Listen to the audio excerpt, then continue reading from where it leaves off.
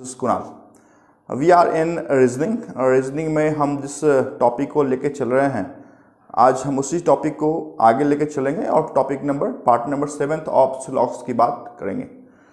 देखिए, part number 1 से लेके 6 तक की बात अभी तक मैंने आपके साथ की है ना। तो इस पार्ट में क्या ऐसा खास है जो आपके एग्जामिनेशन के लिए इम्पोर्टेंट है? तो बेसिकली ये जो पार्ट है वो जिस फैक्ट पे आधारित होगी, the fact will be either और। क्योंकि समटाइम्स पता नहीं चलता है कि ईदर और कैसे हम फ्रेम करेंगे। हालांकि आपने पार्ट नंबर 2 को देखा है जिसमें हमें ऑलरेडी एक बार ईदर और की बात की है, बट वो हाफ ऑफ द ईदर और ही था। क्योंकि ईदर और में बेसिकली कितने आपके सिलॉक्स में ईदर और कितने हो सकते हैं, that is very very important. Clear? तो आज कितनी भी पॉसिबिलिटी आपकी ईदर और की होगी उसकी हम बात करेंगे। सिलॉक्स में बेसिकली 3 ईदर और होते हैं, सिर्फ 3 ही ईदर और होते हैं, और उसी 3 ईदर और पे हम बात करेंगे। जो पहली ईदर और है वो कैसे हम समझेंगे, कैसे पहचानेंगे कि ईदर और के कंसेप्ट में जाएगा। तो पहले तो मैं आपको लिख के देता हूं कि कैसे पहचाने। तो पहली बात है कि सब्जेक्ट है ना, सब्जेक्ट और प्रेडिकेट ये क्या होने चाहिए? तो आपके जो कंक्लूजन दिए हुए हैं उन दोनों का सेम होना चाहिए। सब्जेक्ट प्रेडिकेट कहने का मतलब, अगर सब्जेक्ट बोल रहा है ऑल ए इज सी, तो इसमें A is subject and C is predicate. तो सब्जेक्ट और प्रेडिकेट ईदर और को एस्टैब्लिश करने के लिए सेम होना चाहिए। अगर पहले में ए और सी की बात बोला गया है तो दूसरा जो इसका कंप्लीमेंट्री पेयर होगा वो भी आपके सेम सब्जेक्ट और प्रेडिकेट के बारे में बोलना चाहिए। Place is not important as far as either or is concern. यहाँ पे अगर ए और सी की बात बोल रहा है तो यहाँ पे सी और ए की भी बात बोला जा सकता है, बट ए और सी से ही जुड़ा हुआ आपका कंप्लीमेंट्री पेयर होना चाहिए। That is first note for you, that subject and predicate has to be same. Second, आपकी जो इंडिविजुअल कंक्लूजन है, जैसे कि 2 कंक्लूजन होते हैं ना, तो इंडिविजुअल जो कंक्लूजन है वो क्या होनी चाहिए? तो वो गलत होनी चाहिए। अगर ऑल ए इज सी किसी कंक्लूजन का सही होगा तो किसी भी कंडीशन में अपने कंप्लीमेंट्री के साथ ईदर और फॉर्म नहीं करेगा। तो यहाँ पे जो आपकी कंप्लीमेंट्री पेयर है वो इंडिविजुअल ये भी गलत होनी चाहिए, और ये किसी आपके सम नो के साथ जुड़ा हुआ तो ये भी क्या होनी चाहिए? तो गलत होना चाहिए। तो 2 गलत कंक्लूजन को जोड़ के ही हम बोल सकते हैं ये क्या है, तो ये हमारा सही कंक्लूजन है। तो दूसरी बात हमने लिखी है, पहला subject and predicate has to be same, whereas place of subject and predicate is not important. Second is individual conclusion has to be wrong. Third क्या है? तो थर्ड की बात, ये जो थर्ड पॉइंट मैंने लिखा है इसकी बात हम यहाँ पे करेंगे कि 2 कंप्लीमेंट्री पेयर होना चाहिए। There must be 2 complementary pair. Complementary pair हम बोलते हैं कि 2 आपके जुड़े हुए कंक्लूजन होने चाहिए। वो जो 2 कंक्लूजन होगा उसी की बात हम यहाँ पे करेंगे, फर्स्ट, सेकेंड एंड 3। जैसा कि मैंने आपको बोला कि आपके सिलॉक्स में ईदर और कितने होते हैं, तो दे आर 3 ईदर और, जिसकी बात हमने लिखी है 2 कंप्लीमेंट्री पेयर के साथ ये ईदर और होने चाहिए, उसकी बात हम करेंगे। और फोर्थ नोट में लिखता हूं कि figure has to be justify. Figure को भी क्या करना चाहिए? तो जस्टिफाई करना चाहिए। ये मैं क्या लिखा हूं, ये बेसिकली जब डायग्राम में हम चलेंगे तो ये 4 करके मैं आपको बताऊंगा। अभी ईदर और के लिए जो आपकी कंक्लूजन होनी चाहिए वो कंप्लीमेंट्री होनी चाहिए। इस कंप्लीमेंट्री में क्या क्या हमें देखना है? तो कंप्लीमेंट्री पेयर 1 जिसकी बात ऑलरेडी मैंने पार्ट 1 में कर ली है, उसमें एक जो कंक्लूजन है वो सम से जुड़ा होना चाहिए और दूसरा जो कंक्लूजन है वो नो से जुड़ा होना चाहिए। क्लियर? सेकंड, एक कंक्लूजन सम से जुड़ा हुआ होना चाहिए और दूसरी जो कंक्लूजन है वो सम नॉट से जुड़ी हुई होनी चाहिए। देखें, एक पॉजिटिव आ ही रहा है और एक नेगेटिव आ रहा है। क्लियर? और तीसरा जो है वो क्या होना चाहिए? एक ऑल से होना चाहिए पॉजिटिव, और दूसरा नेगेटिव होना चाहिए, दैट इज सम नॉट। तो यही 3 ऐसे कंडीशन हैं जिस कंडीशन पे आप ईदर और को फ्रेम कर सकते हैं। कौन कौन सी? तो आपकी positive plus negative, that is some or no. Second is some and some not, and third is all or some not. Clear? I hope कि यही 3 चीज आप अगर याद रखते हैं कि आपकी ईदर और सिर्फ इसी 3 कंप्लीमेंट्री पेयर के मिलने से बन सकती है, तो आई थिंक ईदर और के कोई भी क्वेश्चन आप गलत नहीं कर सकते हैं। अभी देखते हैं कि जस्टिफाई कैसे करें। तो सम और नो को हम देखते हैं, इस केस को हम देखते हैं जिसकी बात ऑलरेडी मैंने आपके साथ पार्ट 1 में भी की थी। अगर कोई स्टेटमेंट होता all A is B or no B is C, clear, और यहाँ पे लिखा होता सम ए इज डी, उस कंडीशन में सी और डी के बीच में आपके सम और नो सही होते। कैसे सही होते? तो देखिए, हमने अपने समझ के लिए हमने ऐसा फिगर बनाया है। ये फिगर इस टाइप की भी हो सकती है। ऑल ए क्या है? तो बी है। उसके बाद क्या स्टेटमेंट था? कोई भी बी क्या नहीं है, तो यहीं पे हम लिखते हैं कोई भी बी क्या नहीं है, तो सी नहीं है। देखिए, अभी सी और डी को हम सही ठहरा रहे हैं। और फिर क्या था कि सम जो डी है वो ए है, तो यहीं पे लिखते हैं कि सम डी क्या है, तो ए है। यहाँ पे कहीं से भी हमने स्टेटमेंट को गलत साबित नहीं किया है। स्टेटमेंट में कह रहा था कोई भी बी सी नहीं है, तो यहाँ भी देखें हमने क्या लिखा कि कोई भी बी क्या नहीं है, तो सी नहीं है। जब हम यहाँ से देखेंगे तो सी और डी क्या बताता है कि सी और डी के बीच में जो रिलेशन है वो किस चीज़ का है? नो का है। और जब यहाँ से हम देखेंगे, इसको डी करता हूँ बेसिकली, यहाँ से हम देखेंगे तो हमें सी और डी में क्या दिख रहा है? तो यहाँ से हमें सी और डी में सम दिख रहा है। तो बनाने के लिए तो हमने ऐसा फिगर बनाया, बट उसकी 2 पॉसिबल फिगर होगी, एक ये भी सही है, एक ये भी सही है। अगर इसको हम बनाएंगे तो नो दिखेगा, इसे हम बनाएंगे तो सम दिखेगा, और इसी सम और नो को हम जोड़ के क्या बोलते हैं? ईदर और। कंक्लूजन में इस टाइप की आपकी स्टेटमेंट होनी चाहिए। एक स्टेटमेंट में, एक कंक्लूजन में कह रहा हो सम सी इज डी, जो यहाँ पे आपको दिख रहा है, और दूसरे कंक्लूजन में ये कह रहा हो सम को हटा दें तो नो सी इज डी। ये दोनों कंक्लूजन एक साथ साथ आपको अगर मिलेगा तो ही आप इस दोनों को मिला के ईदर और का फ्रेम, ढांचा, स्वरूप तैयार कर सकते हैं। तो ये पहली जो फोटो है वो मैंने आपकी सिर्फ एक को साबित करने के लिए, हमने प्रूफ करने के लिए आपको बनाया है, जिसमें ये बताया कि ये दोनों के मिलने के बाद ईदर और की पहली संभावना सही है, that is some or no. चले हम अभी सेकंड को फॉलो करते हैं कि सेकंड वाले कैसे हो सकते हैं। सम और सम नॉट को देखते हैं एस्टैब्लिशमेंट करके कि कैसे रिलेशन से ये होगा। तो कोई स्टेटमेंट था, स्टेटमेंट कौन सा था?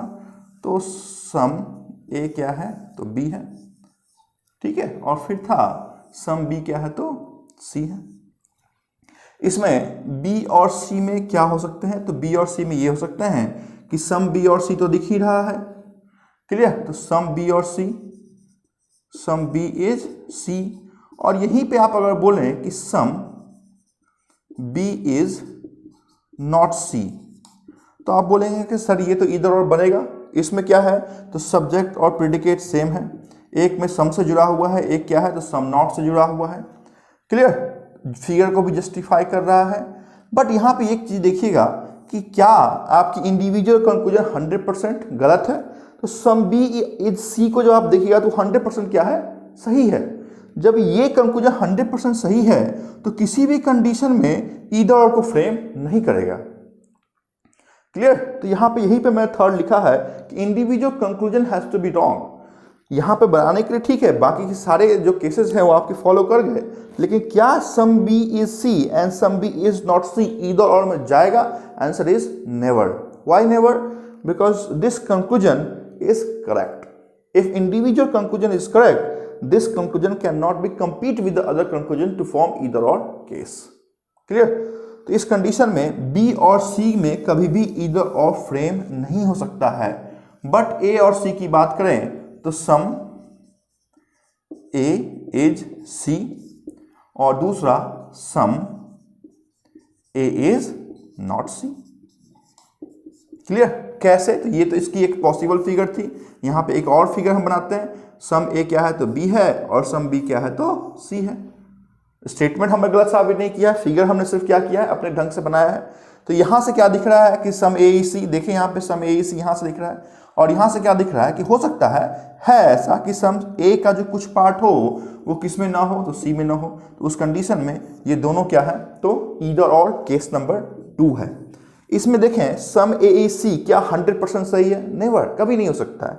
सम ए इज नॉट सी, क्या बिल्कुल आप इसको देख के जो आपके डेफिनेट स्टेटमेंट हैं इसमें कहीं भी नेगेटिव है ही नहीं, तो नॉट की तो बात आएगी ही नहीं। लेकिन इस दोनों को जब हमने अलग अलग डायग्राम से बनाया तो एक डायग्राम में ऐसा लग रहा है कि सम नॉट यस, और एक डायग्राम में लिख रहा है कि सम है। मतलब इस आधार पे हम आपकी सेकंड नंबर ईदर और को क्या कर सकते हैं, तो ड्रॉ कर सकते हैं। क्लियर? चलें, तो सेकंड नंबर की बात हमने कर ली। अभी थर्ड नंबर की बात कर लेते हैं कि ऑल और सम नॉट को जब हम एस्टैब्लिश करेंगे तो हमारी फिगर या क्या सोचना है हमें, तो ऑल क्या है, ए क्या है, तो बी है, और फिर लिखता हूँ सम बी क्या है, तो सी है। यहीं से हम देखते हैं, यहाँ से बी और सी में हम देखते हैं, बी और सी में एक तो हमें क्या दिख रहा है, तो सम नॉट की बात हो सकता है कि बी और सी में देख रहे हैं, हो सकता है कि बी का जो ये पार्ट हो वो क्या ना हो, तो सी ना हो, तो सम नॉट सही हो जाएगा, हो सकता है, क्योंकि हम ईदर में बात कर रहे हैं। और दूसरा, क्या ऑल बी या ऑल सी बी होगा, तो यहीं पे आप जब ए हमने बी बनाया, जब ए हमने यहीं पे बी बनाया है, यही को हम इसी को हम क्या कंसिडर करते हैं, यही हमारा क्या है, सी है। क्लियर? जब ऐसा भी फिगर हमारा होगा तो स्टेटमेंट जो है आपका कि सम बी इज सी, वो यहां से भी आप ड्रॉ कर सकते हैं कि सम बी क्या है, तो सी है। स्टेटमेंट को गलत साबित हम नहीं कर सकते हैं। क्लियर? तो बी और सी में आपका क्या सही है, तो देखें ऑल बी इज सी दिख नहीं रहा है, लेकिन क्या इसके साथ ईदर और फ्रेम होगा, तो यस बिल्कुल फ्रेम होगा। सम बी इज नॉट सी, तो हो सकता है कि बी का जो ये पार्ट हो क्या ना हो, तो सी ना हो। उस कंडीशन में आपकी ईदर और की थर्ड जो कंसेप्ट है वो भी क्या है, तो सही है। अभी इन तीनों को एक ही साथ कंबाइन रूप से एक ही फिगर में हम देखते हैं।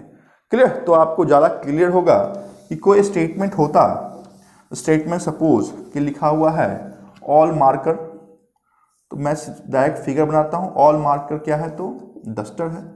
फिर से ये बोला मार्कर लिखता हूँ, ये डस्टर लिखता हूँ, फिर बोल रहा हूँ कि सम मार्कर क्या है, तो पेंसिल है। क्लियर? फिर क्या बोलता हूँ कि कोई भी डस्टर, या ऐसा लिखता हूँ कि सम डस्टर क्या है, तो रेड है। और फिर ये भी लिखता हूँ कि कोई भी डस्टर क्या नहीं है, तो कोई भी डस्टर और किसके बीच में, डस्टर और ब्लैक के बीच में लिखता हूँ, नो का संबंध स्टैब्लिश करता हूँ। कि कोई स्टेटमेंट था कि all marker is duster, some marker is pencil, some duster is red and no duster is black. उस कंडीशन में इस तीनों को हम पुट करके देखते हैं। देखें तो ब्लैक और पेंसिल के बीच में आपका क्या बनेगा, तो some pencil is black and no pencil is black. Touch नहीं कर रहा है, you will get first either or, that is some or no. तो उस कंडीशन में आप यहां पर लिख सकते हैं कौन सा, तो 1 के कंडीशन में सम पेंसिल इज ब्लैक, जो कि गलत है, और इसी के साथ दूसरा complementary pair no pencil is black. Clear? तो ये हमने ईदर और नंबर 1 को एस्टैब्लिश कर दिया। अभी 2 सम और सम नॉट की बात यहीं पे कर लेते हैं कि या तो होगा, या डस्टर और रेड में देखते हैं, या तो होगा या नहीं होगा।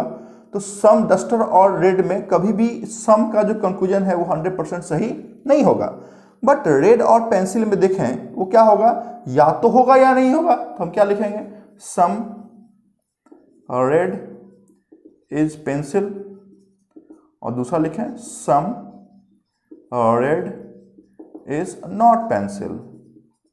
क्लियर? तो रेड और डस्टर में हम बिल्कुल सम का इधर और फ्रेम नहीं कर सकते क्योंकि स्पष्ट दिख रहा है, बट रेड और डस्टर में बिल्कुल हो सकता है कि या तो सम होगा या कुछ सम नहीं होंगे। तो यहाँ पे हमने सेकंड नंबर फुलफिल कर दिया। थर्ड नंबर में हम रेड और डस्टर को कर लेते हैं। तो ऑल डस्टर इज रेड, जो दिख नहीं रहा है इसका आंसर हो सकता है ऑल डस्टर इज रेड, और दूसरा क्या, तो सम डस्टर इज नॉट रेड। तो यहां पे क्या आ गया, सम नॉट आ गया, यहां पे ऑल आ गया, तो यहां पे सम नॉट और ऑल है। यहां पे सम आ गया, यहां पे सम नॉट आ गया, तो सेकंड नंबर है। यहां पे सम आ गया और नो आ गया, तो फर्स्ट नंबर है। क्लियर? देखें some duster is not red, some duster is red तो है, बट हो सकता है कि डस्टर का जो ये पार्ट हो वो क्या ना हो, तो रेड ना हो, बट ये तभी सही होगा जब ये इसके साथ कंप्लीमेंट्री पेयर के रूप में मौजूद आपको दिखेगा। तो यही आपकी ईदर और की पूरी संभावनाएं हैं। इन संभावनाओं के साथ आप अगर चलते हैं तो ईदर और के तमाम जो केसेस हैं वो आप सही मार्क कर सकते हैं। This is very very important at far as either or concept of syllogism is concern. इसके साथ किसी भी ईदर को आप सॉल्व करें, देखिए पहचानना कैसा है वो भी इंपॉर्टेंट है। तो सपोज जब आप एग्जामिनेशन में जा रहे हैं और you are having multiple choice, उस चॉइस में कोई एक चॉइस जो है वो ईदर और की तरफ इशारा कर रहा है, क्लियर, कि 5 अलग अलग चॉइस है कि only 1 is true, 2 and 3 is true, either 1 and 3, either 1 or 3 and 2 is true। तो जब कंक्लूजन आपको ईदर और की तरफ इशारा करेगा तो एक बार फ्रेम आउट कर लें कि क्या ईदर और की संभावना 1 और 3 में तो नहीं है, अगर नन ऑफ दीज का ऑप्शन नहीं है, क्योंकि ये भी क्वेश्चन बनाने का क्या है तो मेथड है, क्योंकि उसे हम याद नहीं रहता है इतनी चीजें सिलॉक्स की कि हम ईदर और को आसानी से पिक आउट कर सकते हैं।